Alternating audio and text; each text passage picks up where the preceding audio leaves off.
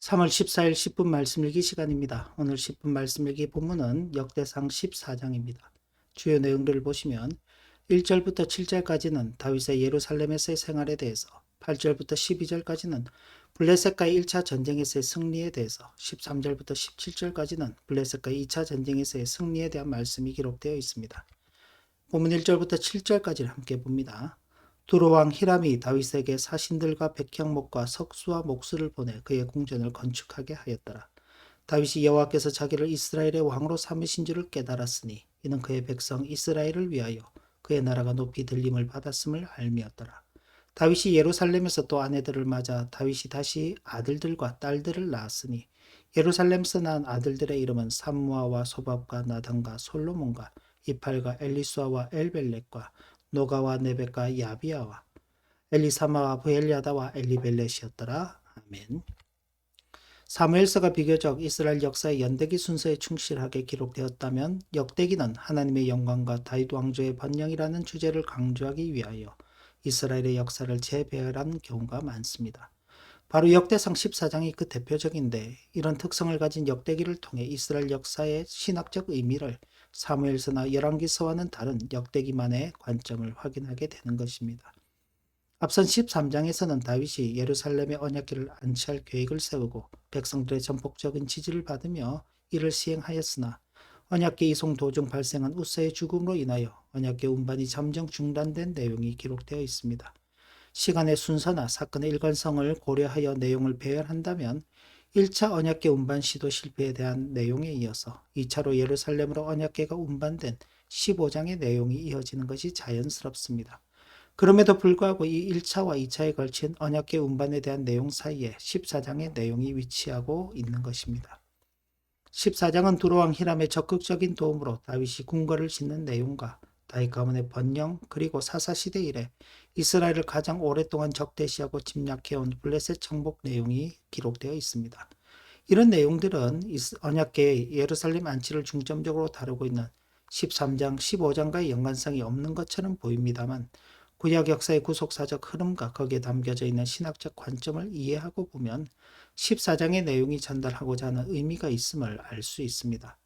하나님의 언약의 상징인 언약궤는 이스라엘이 출애굽하여 광야 생활을 할 때부터 이스라엘 자손들을 지휘하고 인도하며 그들로 거룩한 전쟁을 승리하게 하는 역할을 수행해 왔습니다. 이는 하나님께서 친히 이스라엘을 이끌어 가나안 땅에 정착하도록 보호하고 인도하심에 대한 증거가 되었던 것입니다. 일반적으로 하나님의 언약궤는 이스라엘의 가나안 정복 전쟁이 끝마쳐질 때까지 실로의 성막에 안치되어 있었습니다. 그러나 전쟁이 있을 때마다 언약궤는 이스라엘의 진영과 함께 하였던 것입니다. 이러한 구약의 구속사적 흐름을 염두에 두고 생각할 때 14장의 내용은 13장과 15장에서 기록하고 있는 대로 다윗성의 언약궤를 안치하는 사건과 결코 무관하지 않으며 오히려 전후 문맥을 연결시켜주는 기능을 수행하는 것이라 할 수 있습니다. 그리고 이러한 의미들을 감안할 때 13장에서 언약궤가 예루살렘에 안치되지 못한 이유는 물론 다윗과 이스라엘 백성들이 율법에 어긋나는 방식으로 이를 수행한 결과이기도 하지만 가나안 정복이 완결되지 못한 상태, 즉 약속의 땅에 이스라엘이 완전한 정착을 이루지 못하였기 때문에 언약궤의 예루살렘 안치가 이루어지지 못하였고 가나안 정복이 완성된 이유가 되어야만 언약궤도 예루살렘의 안치가 가능했다는 의미를 전달하고 있는 것입니다. 그래서 다윗의 명성이 높아짐으로 두로왕 히람이 다윗의 성을 짓는 일에 도움을 주는 것이나 다윗 자손의 번성함에 대한 내용이나 다윗의 블레셋에 대한 승리의 사실들은 다윗의 대내외적 명성과 축복, 번영과 승리를 상징하는 것으로 13장의 내용과 연결시켜 볼 때 다윗이 비록 언약궤의 예루살렘 안치에는 실패했지만 여전히 하나님의 인정과 축복을 받고 있음을 보여주는 징표들이라 할 수 있습니다. 한편 두로왕 히람이 다윗에게 사신과 궁궐 건축을 위한 자재 그리고 기술자들을 보낸 것은 해상 무역에 큰 영향력을 가지고 있던 두로왕 히람이 내륙의 새로운 강자로 떠오른 이스라엘의 다윗 왕과의 동맹관계를 더 굳건히 하고자 자발적으로 취한 행동이라고 추정할 수 있습니다. 그러나 그 이면에는 하나님께서 다윗을 이스라엘 왕으로 삼으셨으며 그의 백성을 위하여 그의 나라가 높이 들림을 받게 하셨으며 또 하나님께서 다윗을 강성하게 하시고 그 명성이 온 세상에 퍼지게 하심으로 모든 이방 민족들이 그를 두려워하게 하셨기 때문이었던 것입니다. 그리고 무엇보다도 이런 사실을 다윗 자신이 잘 인식하고 있었다는 것입니다. 그래서 다윗이 기름 부음을 받아 온 이스라엘의 왕이 되었다는 소식을 들은 블레셋 사람들이 다윗을 죽이고자 쳐들어왔을 때에 다윗은 자신의 힘을 의지하고 전쟁에 나간 것이 아니라 먼저 하나님께 내가 블레셋 사람들을 치러 올라가리이까 주께서 그들을 내 손에 넘기시겠나이까 라고 물었고, 이에 하나님께서 그렇게 하신다고 응답하시므로 다윗이 블레셋과의 전쟁에 나가 승리하였던 것입니다. 그리고 블레셋이 두 번째 쳐들어왔을 때에도 다윗은 하나님께 물었고, 하나님께서는 블레셋을 향하여 마주 올라가지 말고 그들 뒤로 돌아 뽕나무 숲을 맞은편에서 그들을 기습하되 뽕나무 꼭대기에서 걸음 걷는 소리가 나거든 곧 나가서 싸우라. 너보다 하나님이 앞서 나가서 블레셋 사람들의 군대를 치리라 라고 하시며 구체적 싸움의 방법까지 알려주시며 응답하셨던 것입니다.